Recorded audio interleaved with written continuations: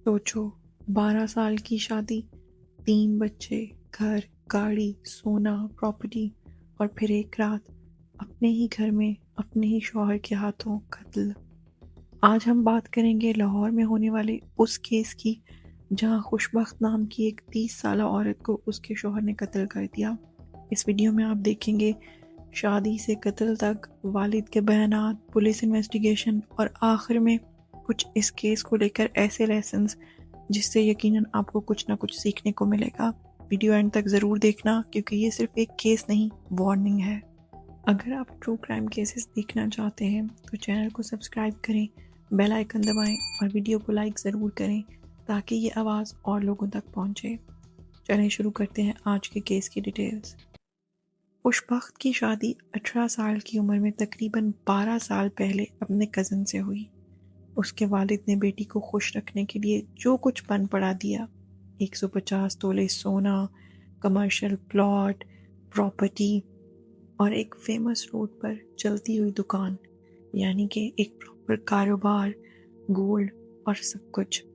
उन्होंने अपनी बेटी को मौला दौलत तो सब कुछ दे दिया, पर नहीं दे सके तो अच्छा नसीब। खुशबख्त अपने घर में हंसी खुशी रह रही थी। शुरू के चंद साल तो बहुत अच्छे गुजरे, लेकिन फिर धीरे धीरे ससुराल वालों का रवैया बदलने लगा। रोज़ के ताने, रोज़ के झगड़े और फिर पैसों की डिमांड। उसके वालिद के मुताबिक हमने बेटी के नाम प्लॉट और दुकान दी, लेकिन फिर भी ये लोग हर कुछ अरसे के बाद पैसों की डिमांड रखते जो वो अपनी बेटी की खुशी के लिए दे देते। अभी कुछ हफ्ते पहले उसके ससुराल वालों ने 3.5 करोड़ और मांगे। खुशी ज़्यादा शिकायत नहीं करती थी। वो सोचती थी मेरा बाप पहले ही इतना कर चुका है, मैं और उन्हें परेशान नहीं करूँगी।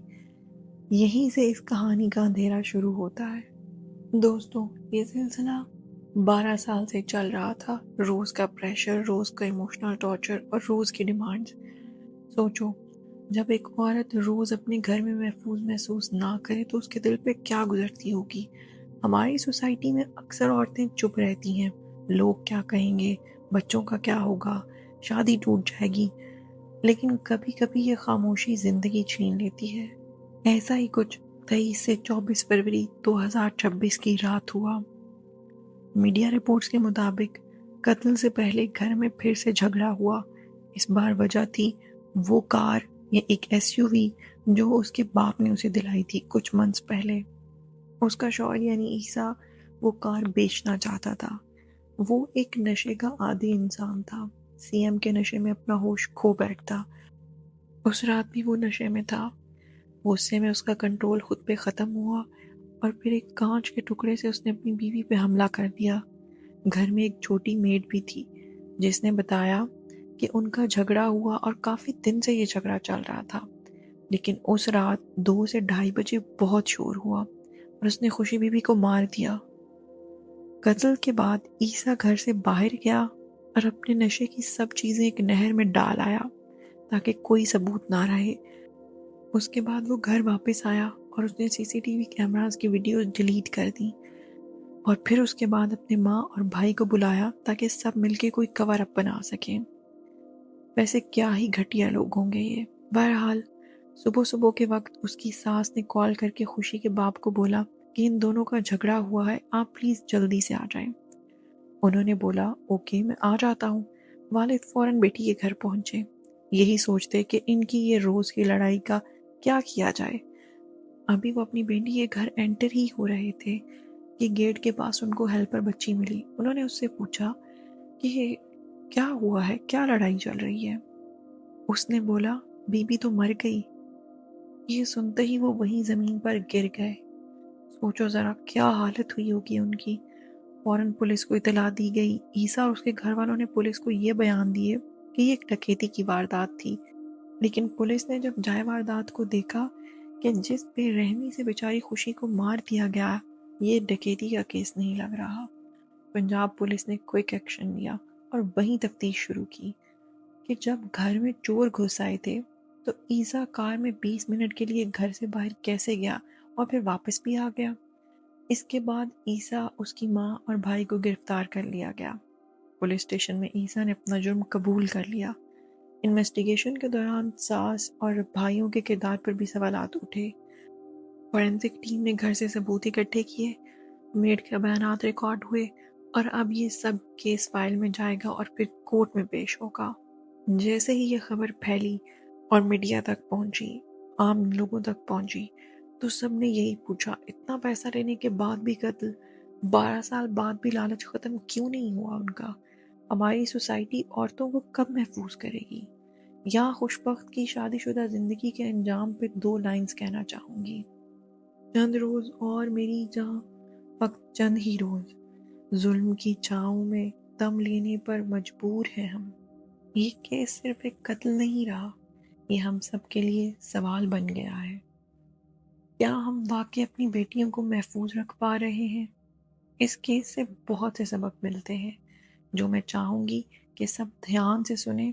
سب سے پہلا تو یہ، جہیز ایک لعنت ہے، اور جب اتنا زیادہ سونا گہنا شروع میں سسرال والوں کو مل جائے تو پھر ان کا لالچ کبھی ختم نہیں ہوتا۔ جو رشتہ پراپرٹی سے شروع ہو وہ اکثر قبر تک جا کر ختم ہوتا ہے۔ اور اپنے رشتے میں ذہنی ابیوز کو کبھی اگنور مت کریں۔ روز کے تانے، دھمکیاں، کنٹرول، یہ سب ابیوز ہے۔ اگر آپ یا آپ کے ارد گرد کوئی بھی عورت ایسے کسی فیز سے گزر رہی ہے تو اس کی ہیلپ کریں، خود بھی ہیلپ لیں۔ چپ رہنا زندگی کے لیے خطرہ ہو سکتا ہے۔ اب آتے ہیں تیسرے لیسن کی طرف، جو آج کل کا میجر پرابلم بن چکا ہے۔ وہ ہے نشہ، جو گھر تباہ کر دیتا ہے۔ ڈرگز انسان کی سوچنے کی صلاحیت کو چھین لیتے ہیں۔ گھر والوں کو چاہیے کہ ٹائم پر ٹریٹمنٹ کروائیں اور کسی کی بیٹی کی زندگی خراب نہ کریں۔ سب سے آخری لیکن امپورٹنٹ لیسن، اپنی بیٹیوں کو فائنینشلی اسٹرانگ بنانے کے ساتھ ساتھ ایموشنلی بھی اسٹرانگ بناؤ، کہ اگر کوئی رشتہ نہیں چل پا رہا تو کوئی بات نہیں، زندگی ایک انسان پہ ختم نہیں ہوتی۔ مر جانے سے بہتر گھر واپس آنا ہے۔ بیٹی پرایا دھن ہے، اس سوچ کو سوسائٹی سے ختم ہو جانا چاہیے، ورنہ آج خوشی تو کل کوئی اور، لیکن یہ سلسلہ یوں ہی چلتا رہے گا۔ اس کے معصوم بچوں کی زندگی اب کبھی نارمل نہیں ہو سکتی۔ ماں کا مرڈر ہو گیا اور باپ اس کے الزام میں جیل چلا گیا۔ دوستو، خوشبخت اب کبھی واپس نہیں آ سکتی، لیکن شاید اس کی کہانی کسی اور بیٹی کی زندگی بچا لے۔ اگر آپ کو لگتا ہے یہ ویڈیو ایک بھی گھر کو سوچنے پر مجبور کر سکتی ہے تو اسے شیئر کرو۔ کامنٹس میں بتاؤ، کیا ایشین سوسائٹی میں جہیز کے لین دین کو سختی سے بند کرنا چاہیے؟ ملتے ہیں نیکسٹ ویڈیو میں ایک نیو کیس کے ساتھ۔ تب تک اپنا اور اپنے پیاروں کا بہت خیال رکھیں، اور زندگی صرف گزارے نہیں بلکہ جئیں۔ اگر آپ چاہتے ہیں میں کسی اسپیسیفک کیس پر ویڈیو بناؤں تو do let me know in the comment section اور message me on Insta. I'll try my best to cover. Stay safe, stay aware. Bye.